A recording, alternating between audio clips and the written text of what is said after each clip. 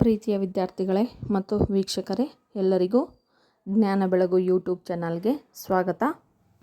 ಇವತ್ತಿನ ಕ್ಲಾಸಲ್ಲಿ ನಾವು ಸಂಸ್ಕೃತ ವ್ಯಂಜನ ಸಂಧಿಗಳ ಬಗ್ಗೆ ತಿಳಿಯೋಣ. ನಿಮಗೀಗಾಗಲೇ ತಿಳಿದಿರೋ ಹಾಗೆ ಸಂಸ್ಕೃತ ಸ್ವರ ಸಂಧಿಗಳು ಅಂದರೆ ಸವರ್ಣ ದೀರ್ಘ ಸಂಧಿ, ಗುಣಸಂಧಿ, ವೃದ್ಧಿ ಸಂಧಿ, ಎಣ್ ಸಂಧಿಗಳು.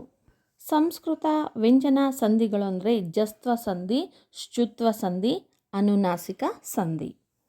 ಈಗ ಮೊದಲನೇದ್ದು ಜಸ್ತ್ವ ಸಂಧಿ. ಅದಕ್ಕಿಂತ ಮುಂಚೆ ಯಾರು ನನ್ನ ಚಾನಲನ್ನು ಸಬ್ಸ್ಕ್ರೈಬ್ ಮಾಡಿಲ್ಲ, ದಯವಿಟ್ಟು ಸಬ್ಸ್ಕ್ರೈಬ್ ಮಾಡಿ ಮತ್ತು ಲೈಕ್ ಮಾಡಿ, ಹಾಗೆ ಶೇರ್ ಕೂಡ ಮಾಡಿ. ಈವರೆಗೂ ಎಲ್ಲ ನನ್ನ ವಿಡಿಯೋಗಳನ್ನು ನೋಡ್ತಾ ಬಂದಿದ್ದೀರಾ. ಇನ್ನು ಯಾರ್ಯಾರು ನೋಡಿಲ್ಲ ಪ್ಲೇಲಿಸ್ಟಿಗೆ ಹೋಗಿ ನಿಮಗೆಲ್ಲ 10th ಸ್ಟ್ಯಾಂಡರ್ಡ್ ತಿಳಿಗನ್ನಡದ ಎಲ್ಲ ವಿಡಿಯೋಗಳು ಸಿಗುತ್ತೆ. ಕನ್ನಡ ವ್ಯಾಕರಣದ ವಿಡಿಯೋಗಳು, ಹಾಗೆ ವಿಶೇಷ ದಿನ ಸ್ಪೆಷಲ್ ಡೇ ಆ ವಿಡಿಯೋಗಳು ಕೂಡ ನಿಮಗೆ ಸಿಗುತ್ತೆ. ಹೀಗೆ ನಿಮ್ಮ ಸಪೋರ್ಟು ನನಗೆ ಯಾವಾಗಲೂ ಇರಲಿ. ಜಸ್ತ್ವ ಸಂಧಿ ಪೂರ್ವ ಪದದ ಕೊನೆಯಲ್ಲಿರುವ ಕ, ಚ, ಟ, ತ, ಪ ವ್ಯಂಜನಗಳಿಗೆ ಯಾವ ವರ್ಣ ಪರವಾದರೂ ಅದೇ ವರ್ಗದ ಮೂರನೇ ವ್ಯಂಜನಾಕ್ಷರಗಳು ಅಂದರೆ ಗ, ಜ, ಡ, ದ, ಬ ಆದೇಶವಾಗಿ ಬರುತ್ತವೆ. ಅದನ್ನು ಜಸ್ತ್ವ ಸಂಧಿ ಎನ್ನುತ್ತಾರೆ. ಪೂರ್ವ ಪದದ ಕೊನೆಯಲ್ಲಿ ಅಂದರೆ ಮೊದಲನೇ ಪದ ಫಸ್ಟ್ ವರ್ಡ್, ಅಲ್ಲಿ ಕೊನೆಯಲ್ಲಿ ಯಾವ ವ್ಯಂಜನಗಳು ಬಂದಿರಬೇಕು? ಕ, ಚ, ಟ, ತ, ಪ ಇವುಗಳಲ್ಲಿ ಯಾವುದಾದ್ರೂ ಒಂದು ವ್ಯಂಜನ ಬಂದಿರ್ಬೋದು. ಯಾವ ವರ್ಣ ಪರವಾದರೂ ಅಂದರೆ ಉತ್ತರ ಪದದಲ್ಲಿ ಯಾವುದೇ ವರ್ಣ ಅಂದರೆ ಏನು? ಅಕ್ಷರ, ಯಾವುದಾದ್ರೂ ಅಕ್ಷರ ಇರಬಹುದು. ಅದೇ ವರ್ಗದ ಮೂರನೇ ವ್ಯಂಜನಾಕ್ಷರಗಳು ಅಂದರೆ ಗ, ಜ, ಡ, ದ, ಬ ವ್ಯಂಜನಗಳು ಆದೇಶವಾಗಿ ಬರುತ್ತವೆ. ಅಂದರೆ ಸಂಧಿ ಕಾರ್ಯ ನಡೆದಾಗ ಯಾವುದು ಪೂರ್ವಪದದ ಕೊನೆಯ ಅಕ್ಷರ ಕ, ಚ, ಟ, ತ, ಪ ಇರಬೇಕು. ಉತ್ತರ ಪದದಲ್ಲಿ ಯಾವುದಾದ್ರೂ ವರ್ಣ ಇದ್ರೆ ನಡೆಯುತ್ತೆ. ಸಂಧಿ ಕಾರ್ಯ ನಡೆದಾಗ ಯಾವ ಅಕ್ಷರ ಬರಬೇಕು? ಗ, ಜ, ಡ, ದ, ಬ ಇವುಗಳೇ ಆದೇಶವಾಗಿ ಬರಬೇಕು. ಅದನ್ನು ಏನಂತ ಕರೆಯಲಾಗುತ್ತೆ? ಜಸ್ತ್ವ ಸಂಧಿ ಅಂತ ಕರೆಯಲಾಗುತ್ತೆ.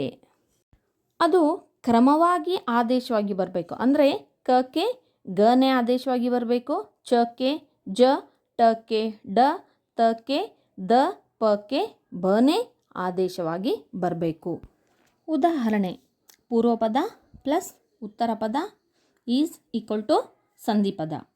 ಫಸ್ಟ್ ಒನ್, ವಾಕ್ ಪ್ಲಸ್ ದೇವಿ ವಾಗ್ದೇವಿ. ಪೂರ್ವ ಪದದ ಕೊನೆಯಲ್ಲಿ ನಿಯಮದ ಪ್ರಕಾರ ಕ ಬಂದಿದೆ. ಉತ್ತರ ಪದದಲ್ಲಿ ಯಾವುದಾದ್ರೂ ವರ್ಣ ಅಂದರೆ ಇಲ್ಲಿ ದ ಬಂದಿದೆ ಅಕ್ಷರ. ಹಾಗೆ ಸಂಧಿ ಪದ ಆದಾಗ ನಿಯಮದ ಪ್ರಕಾರ ಯಾವ್ದು ಆದೇಶವಾಗಿ ಬರಬೇಕು? ಗನೇ ಆದೇಶವಾಗಿ ಬರಬೇಕು. ಗ ಬಂದಿದೆ. ಹಾಗೆ ಎರಡನೇ ಉದಾಹರಣೆ, ಅಚ್ ಪ್ಲಸ್ ಅಂತ ಅಜಂತ. ಅಚ್ ಇಲ್ಲಿ ನಿಯಮದ ಪ್ರಕಾರ ಚ ಅಕ್ಷರ ಏನು ಪೂರ್ವ ಪದದ ಕೊನೆಯಲ್ಲಿ ಬಂದಿದೆ. ಉತ್ತರ ಪದದಲ್ಲಿ ಯಾವುದಾದ್ರೂ ವರ್ಣ ಬಂದಿದೆ. ಸಂಧಿ ಕಾರ್ಯ ನಡೆದಾಗ ಇಲ್ಲಿ ಜ ವರ್ಣನೇ ಆದೇಶವಾಗಿ ಬಂದಿದೆ. ಹಾಗೆ ಮೂರನೇ ಉದಾಹರಣೆ, ಷಟ್ ಪ್ಲಸ್ ಆನನ. ನೋಡಿ, ಇಲ್ಲಿ ಪೂರ್ವ ಪದದ ಕೊನೆಯಲ್ಲಿ ಟ ವ್ಯಂಜನ, ಉತ್ತರ ಪದದ ಕೊನೆಯಲ್ಲಿ ಯಾವುದಾದ್ರೂ ವರ್ಣ, ಸಂಧಿ ಕಾರ್ಯ ನಡೆದಾಗ ಯಾವುದು? ಡ ವ್ಯಂಜನ ಆದೇಶವಾಗಿ ಬಂದಿದೆ. ಈ ಜಸ್ತ್ವ ಸಂಧಿ ಕೇಳಿದ ತಕ್ಷಣ ಇದೇ ರೀತಿ ಇನ್ನೊಂದು ಸಂಧಿ ಇದೆ, ಅದು ನಿಮಗೆ ನೆನಪಿಗೆ ಬರ್ತಿರ್ಬೋದು. ಆದರೆ ಎರಡರಲ್ಲೂ ಕೂಡ ವ್ಯತ್ಯಾಸ ಇದೆ. ಕನ್ಫ್ಯೂಸ್ ಮಾಡ್ಕೊಳ್ಳೋಕ್ಕೆ ಹೋಗಬೇಡಿ. ಅದು ಯಾವ ಸಂಧಿ? ಅದುವೇ ಆದೇಶ ಸಂಧಿ. ನೋಡಿ, ಜಸ್ತ್ವ ಸಂಧಿಯಲ್ಲಿ ಕ, ಚ, ಟ, ತ, ಪಗಳು ಪೂರ್ವ ಪದದ ಕೊನೆಯಲ್ಲಿ ಬರ್ತಾ ಇದ್ದವು. ಆದರೆ ಆದೇಶ ಸಂಧಿಯಲ್ಲಿ ನೋಡಿ, ಇವು ಕ, ಚ, ಟ, ತ, ಪಗಳು ಎಲ್ಲಿ ಬರ್ತಾ ಇದ್ದವು? ಉತ್ತರ ಪದದ ಮೊದಲಲ್ಲಿ ಬರ್ತಾ ಇದ್ದವು. ಇದೇ ಇರುವಂತಹ ವ್ಯತ್ಯಾಸ. ಉದಾಹರಣೆ ನೋಡಿ, ಮಳೆ ಪ್ಲಸ್ ಕಾಲ ಮಳೆಗಾಲ. ಉತ್ತರ ಪದದಲ್ಲಿ ಕ ಬಂದಿದೆ, ಆದೇಶವಾಗಿ ಸಂಧಿ ಪದ ಆದಾಗ ಆದೇಶವಾಗಿ ಗ ಬಂದಿದೆ. ಬೆಟ್ಟ ಪ್ಲಸ್ ತಾವರೆ, ತನು ಕೂಡ ಎಲ್ಲಿ ಬಂದಿದೆ? ಉತ್ತರ ಪದದಲ್ಲಿನೇ ಬಂದಿದೆ, ಆದೇಶವಾಗಿ ದ ಬಂದಿದೆ. ಹೂ ಪ್ಲಸ್ ಪುಟ್ಟಿ ಹೂ ಬುಟ್ಟಿ, ಇಲ್ಲಿ ಉತ್ತರ ಪದದಲ್ಲಿನೇ ಪ ಬಂದು ಅದಕ್ಕೆ ಆದೇಶವಾಗಿ ಬ ಬಂದಿದೆ. ನೋಡಿದ್ರಲ್ಲ, ಜಸ್ತ್ವ ಸಂಧಿಯಲ್ಲಿ ವಾಕ್, ಕ, ಅಚ್, ಷಟ್ ಇದೆಲ್ಲದು ಪೂರ್ವ ಪದದಲ್ಲಿ ಕ, ಚ, ಟ ಇವೆಲ್ಲವುಗಳು ಎಲ್ಲಿ ಬಂದಿದೆ? ಪೂರ್ವ ಪದದಲ್ಲಿ ಬಂದಿದೆ. ಅರ್ಥ ಆಯ್ತಲ್ಲ ವ್ಯತ್ಯಾಸ? ಅಂದರೆ ಇಲ್ಲಿ ಜಸ್ತ್ವ ಸಂಧಿಯಲ್ಲಿ ಕ, ಚ, ಟ, ತ, ಪ ವ್ಯಂಜನಗಳು ಎಲ್ಲಿ? ಪೂರ್ವ ಪದದಲ್ಲಿ ಬರುತ್ತವೆ, ಆದೇಶ ಸಂಧಿಯಲ್ಲಿ ಅವು ಉತ್ತರ ಪದದಲ್ಲಿ ಬರುತ್ತವೆ. ಮತ್ತೊಂದು ಶ್ಚುತ್ವ ಸಂಧಿ. ಪೂರ್ವ ಪದದ ಕೊನೆಯಲ್ಲಿ ಸಕಾರ ಇಲ್ಲವೇ ತ ವರ್ಗಾಕ್ಷರಗಳಿಗೆ ಶಕಾರ ಇಲ್ಲವೇ ಚ ವರ್ಗಾಕ್ಷರಗಳು ಪರವಾದಾಗ ಸಕಾರಕ್ಕೆ ಶಕಾರವು, ತ ವರ್ಗಕ್ಕೆ ಚ ವರ್ಗವು ಆದೇಶಗಳಾಗಿ ಬರುತ್ತವೆ. ಇದನ್ನು ಶ್ಚುತ್ವ ಸಂಧಿ ಎನ್ನುತ್ತಾರೆ. ಏನಿದು ಶಕಾರ ತಕಾರ, ನಮಗೆ ಫುಲ್ ಖಾರ ಹತ್ತಲಿಕ್ಕತ್ತಲ್ಲ ಅಂದ್ಕೊಂಡು ಚಿಂತೆ ಮಾಡ್ಲಿಕ್ಕೆ ಹೋಗ್ಬೇಡ್ರಿ. ಇದಕ್ಕೋಸ್ಕರ ಮೊದಲು ಫಾರ್ಮುಲಾವನ್ನು ಹಾಕೋಣ, ಇನ್ನೂ ಈಸಿ ಆಗುತ್ತೆ ನೋಡಿ. ಇಲ್ಲಿ ಪೂರ್ವ ಪದದಲ್ಲಿ ಸಕಾರ, ಕಾರ ಅಂತಂದರೆ ಏನಿಲ್ಲಿ ಅಕ್ಷರ ಅಥವಾ ವರ್ಣ. ಸ ಎನ್ನುವಂಥ ವರ್ಣ ಆದರೂ ಅಕ್ಷರ ಆದರೂ ಇರ್ಬೋದು, ಅಥವಾ ಇಲ್ಲವೇ ತ ವರ್ಗ ಅಂತಂದರೆ, ವರ್ಗ ಅಂತಂದರೆ ತ ಥ ದ ದನ್ನ ಇದೆಲ್ಲದು ಸೇರಿ ತ ವರ್ಗ. ಇಲ್ಲಿ ಸಕಾರ ಆದರೂ ಇರ್ಬೋದು ಅಥವಾ ತ ಥ ದ ದನ್ನ ಇವುಗಳಲ್ಲಿ ಯಾವುದಾದ್ರೂ ಒಂದು ಅಕ್ಷರ ಆದರೂ ಇರ್ಬೋದು ಎಲ್ಲಿ ಪೂರ್ವ ಪದದಲ್ಲಿ. ಹಾಗೆ ಅದಕ್ಕೆ ಪರವಾಗಿ ಅಂತಂದರೆ ಉತ್ತರ ಪದದಲ್ಲಿ ಯಾವ ಅಕ್ಷರಗಳು ಇರಬೇಕು ಅಂತಂದರೆ ಶಕಾರ, ಶ ಎನ್ನುವಂಥ ಅಕ್ಷರ ಇರಬೇಕು. ಇಲ್ಲ ಚ ವರ್ಗ ಅಂದರೆ ಚ ಛ ಜ ಜಯ್ಯದಲ್ಲಿ ಯಾವುದಾದ್ರೂ ಅಕ್ಷರ, ಶ ವರ್ಗ ಇಲ್ಲವೇ ಚ ಛ ಜ ಜಯ್ಯ ಇವುಗಳಲ್ಲಿ ಯಾವುದಾದ್ರೂ ಅಕ್ಷರ. ಅರ್ಥ ಆಯ್ತಲ್ಲ?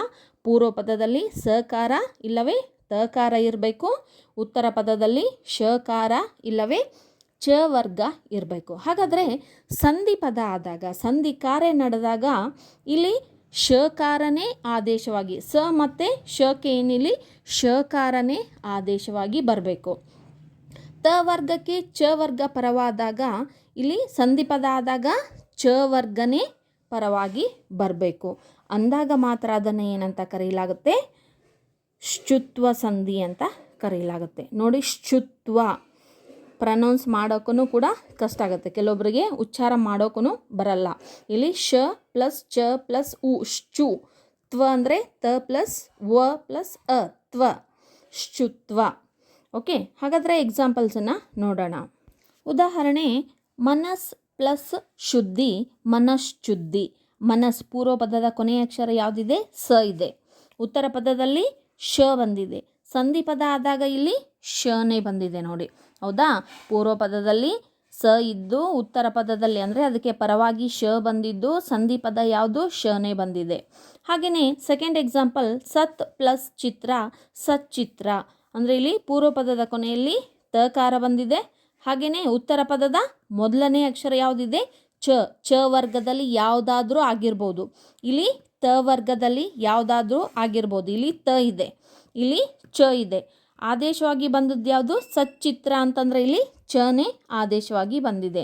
ಮೂರನೇ ಉದಾಹರಣೆ, ಜಗತ್ ಪ್ಲಸ್ ಜ್ಯೋತಿ ಜಗಜ್ಯೋತಿ. ಜಗತ್ ಇಲ್ಲಿ ತ ವರ್ಗದಲ್ಲಿ ತ ಅಕ್ಷರ ಬಂದಿದೆ. ಹಾಗನೇ ಅದಕ್ಕೆ ಪರವಾಗಿರೋದು ಯಾವುದು? ಚ ವರ್ಗದಲ್ಲಿ ನೋಡಿ, ಚದಲ್ಲಿ ಜ ಇದೆಯಲ್ಲ, ಚ ವರ್ಗದಲ್ಲಿ ಚ ಜ ಬರುತ್ತಲ್ಲ, ಚ ವರ್ಗದಲ್ಲಿ ಜ ಇದೆ ನೋಡಿ. ಆದೇಶವಾಗಿ ಬಂದಿರೋದು ಯಾವುದು? ಜಗಜ್ಯೋತಿ. ಇಲ್ಲಿನೂ ಜ್ಯೋತಿ ಅಂತಂದರೆ ಜನೇ ಆದೇಶವಾಗಿ ಬಂದಿದೆ. ಹಾಗಾಗಿ ಇದೆಲ್ಲ ಏನು ಶ್ಚುತ್ವ ಸಂಧಿಗೆ ಉದಾಹರಣೆ. ಇದರ ಜೊತೆಗೆ ನೀವು ಗಮನಿಸಬೇಕಾಗಿರೋದು ಏನಂದರೆ, ಇದು ಸಂಸ್ಕೃತ ಸಂಧಿಗಳಲ್ಲಿ ವ್ಯಂಜನ ಸಂಧಿ.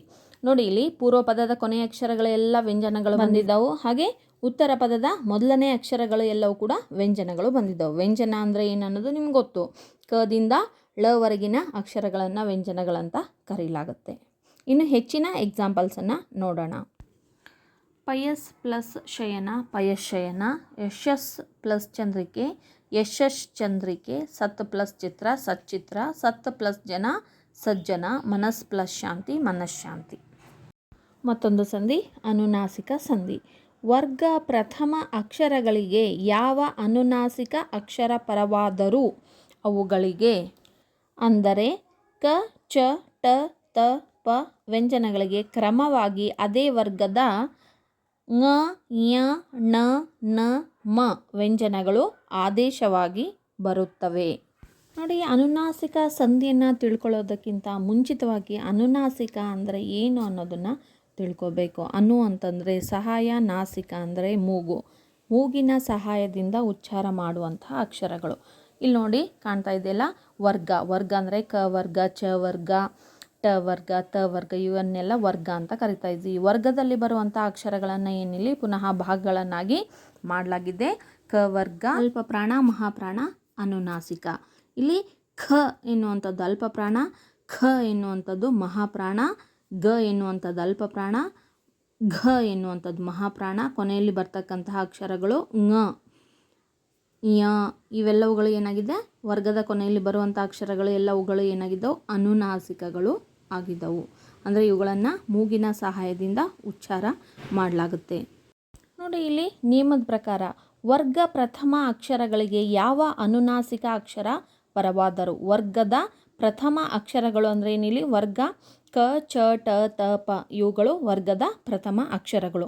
ಅಂದರೆ ಇಲ್ಲಿ ಪೂರ್ವ ಪದದ ಕೊನೆಯಲ್ಲಿ ಯಾವ ಅಕ್ಷರಗಳಿರಬೇಕು, ವರ್ಗದ ಪ್ರಥಮ ಅಕ್ಷರಗಳು ಅಂದರೆ ಕ, ಚ, ಟ, ತ, ಪ ವ್ಯಂಜನಗಳು ಇರಬೇಕು. ಅದಕ್ಕೆ ಪರವಾಗಿ ಅಂದರೆ ಉತ್ತರ ಪದದಲ್ಲಿ ಯಾವ ಅನುನಾಸಿಕ ಅಕ್ಷರ ಪರವಾದರು ಅಂದರೆ ವರ್ಗದ ಕೊನೆಯ ಅಕ್ಷರಗಳು ङ, ಯ, ನ, ನ, ಮ ಇವು ಅನುನಾಸಿಕ ಅಕ್ಷರಗಳು. ಇವು ಯಾವುದಾದ್ರೂ ಇರ್ಬೋದು. ಯಾವುದಾದ್ರೂ ಅನುನಾಸಿಕ ಅಕ್ಷರ ಪರವಾಯಿತು ಅಂದರೆ ಇವುಗಳಿಗೆ ಏನಿಲ್ಲಿ ಕ್ರಮವಾಗಿ ಅದೇ ವರ್ಗದ ङ, ಯ, ನ, ನ, ಮ ವ್ಯಂಜನಗಳು ಆದೇಶವಾಗಿ ಬರುತ್ತವೆ.